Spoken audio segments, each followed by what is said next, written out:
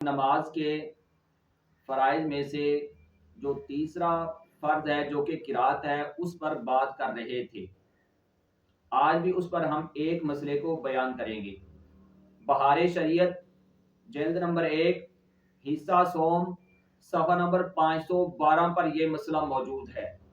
فرمایا اگر کسی بندے نے جو فرض نماز پڑھنے والا تھا اس نے فرض کی کسی رکعت میں قرات نہ کی یا فقط ایک رکعت میں اس نے قرات کی تو اس بندے کی فرمایا نماز نہیں ہوگی۔ کیوں نہ ہوگی؟ کیونکہ قرات کرنا نماز کے فرائض میں سے ہے، تو اس لیے اس بندے کی نماز نہیں ہوگی جس نے فرض کی ایک رکعت میں تو قرات کی اور دوسری میں نہ کی، اس بندے کی نماز نہیں ہوگی۔ یہ تھا ہمارا آج کا مسئلہ۔